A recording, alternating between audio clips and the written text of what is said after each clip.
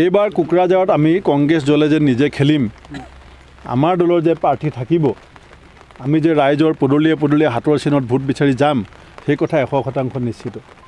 আমাৰ কেইবাগৰাকীও প্ৰাৰ্থীয়ে ইতিমধ্যে ৰাইজৰ মাজত ঘূৰা পকা কৰি কাম কাজ কৰি আছে আৰু তেওঁলোকৰ মাজত আমাৰ শীৰ্ষ নেতৃত্বৰ সৈতে আলোচনা কৰি আমি কোকৰাঝাৰৰ এজন সন্তানক উপযুক্ত হিচাপে যাক আমি ভাবিম, তেওঁক আগবঢ়াই দিম আৰু আমি আশা কৰোঁ যে আহি থকা সময়ত তেওঁ দিল্লীত গৈ আমাৰ যি ইণ্ডিয়াৰ যি চৰকাৰ হ'ব, সেই চৰকাৰত এক শক্তিশালী কণ্ঠ হ'ব পাৰিব।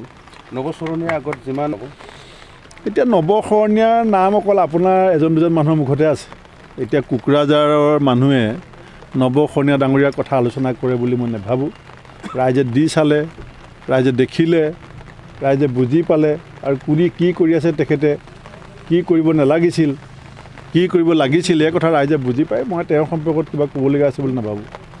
ষ্টুডেণ্ট কেনেকৈ কংগ্ৰেছ আমাৰ কোকৰাঝাৰ বা চিৰাং বাক্সা ওদালগুৰি BTC? চাওক, আপুনি দেখিছে অলপ দিনৰ আগতে আমি চিৰাঙত আহিছিলোঁ, তাত আপুনি প্ৰায় 700 মানুহে সেইদিনাখন জইন কৰিছে।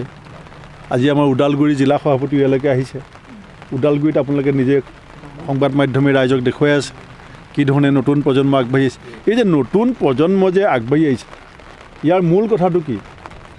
কোকৰাঝাৰৰ ৰাইজে দুটা আঞ্চলিক দল জন্ম দিছিলে, এটা BPF, এটা UPPL। কিয় জন্ম দিছিলে? যে ৰাষ্ট্ৰীয় ৰাজনীতিৰ বিকল্প হিচাপে কোকৰাঝাৰত আঞ্চলিক শক্তিয়ে ৰাইজক নেতৃত্ব দিয়ক। কিন্তু সৰ্বশেষত ৰাইজে কি পালে? যে UPPL আৰু BPF আজি বিজেপিৰ চেছ খেলৰ যেনেকৈ পিলো, তেনেকৈ অসমৰ মুখ্যমন্ত্ৰীৰ ৰাজনৈতিক দবা খেলৰ দুটা পিললৈ ৰূপান্তৰিত হ'ল এই দল দুটাৰ নেতৃবৃন্দ। আজি কিয় মানুহে আঞ্চলিকতাবাদক সমৰ্থন কৰিব?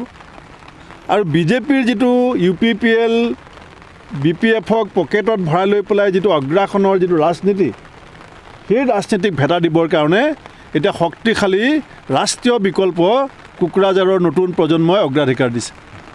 আৰু সেইটোৱে মূল কথা, যে ইয়াত যি আঞ্চলিক দল ৰাইজৰ স্বাৰ্থ পূৰণ কৰিম বুলি পেলাই জন্ম হৈছিলে, আজি তেওঁলোকে BJP RSSৰ আদৰ্শত ম্লান হ'বলৈ চেষ্টা কৰিছে।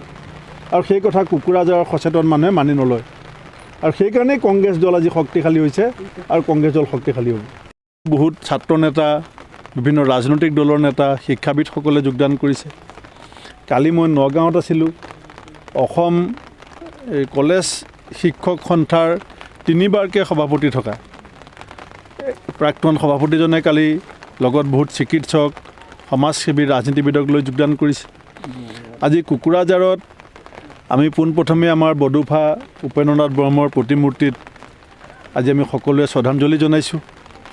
কাৰণ বডোফাৰ যিটো সপোন আছিলে যে এই অঞ্চলৰ মানুহখিনিৰ আৰ্থিক বিকাশ, সামাজিক বিকাশ, এই অঞ্চলটোৰ প্ৰগতি, আজি তাৰ এখন বিপৰীত ছবি এই BTRৰ মানুহে দেখিছে। ইয়াত প্ৰমোদ বড়ো ডাঙৰীয়াই শ্লোগান দিছিলে আগতে। তেওঁৰ শ্লোগান আছিলে ডিভাইড আছাম 50-50। ছাত্ৰ নেতা হৈ পেলাই ৰাইজক ক'লে ডিভাইড আছাম 50-50, আমাক বড়োলেণ্ড লাগিব। এতিয়া আজি কোকৰাঝাৰত মই যিমান মানুহ লগ পাইছোঁ, চবেই মোক কৈছে যে এতিয়া প্ৰমোদ বড়োৰ শ্লোগান হৈছে ডিভাইড মানি 50-50।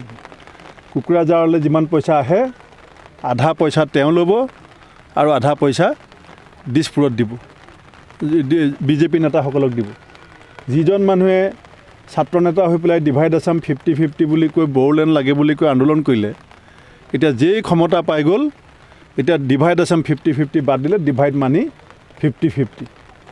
আজি এনেকুৱা কথা ওলাইছে যে যোনে বড়োলেণ্ডৰ কাৰণে আন্দোলন কৰিছিলে, সঁচা মিছা মই নাজানো, মোক মানুহে কৈ আছে যে যোনে বড়োলেণ্ড লাগে বুলি কৈছিলে এতিয়া বেংগলোৰত লেণ্ড কিনিছে, দিল্লীত লেণ্ড কিনিছে। এই কথা এতিয়া কোকৰাঝাৰ মানুহৰ মুখে মুখে। গতিকে এই ধৰণৰ যি দুৰ্নীতি আৰু ভ্ৰষ্টাচাৰে গোটেই BTRখনত চানি ধৰিছে, তাৰ বিৰুদ্ধে আজি এই অঞ্চলৰ ৰাইজে কংগ্ৰেছক বিকল্প হিচাপে লৈছে আৰু কংগ্ৰেছৰ মঞ্চখন শক্তিশালী কৰি অহা সময়ত এই অঞ্চলৰ লগতে গোটেই দেশত ধৰ্মনিৰপেক্ষ, সামাজিক, ৰাজনৈতিক যিটো পৰিৱেশ আমি নিৰ্মাণ কৰাৰ সপোন দেখিছোঁ, সেই পৰিৱেশ নিৰ্মাণ কৰিবৰ কাৰণে আমি আজিৰ পৰা কাম আৰম্ভ কৰিছোঁ।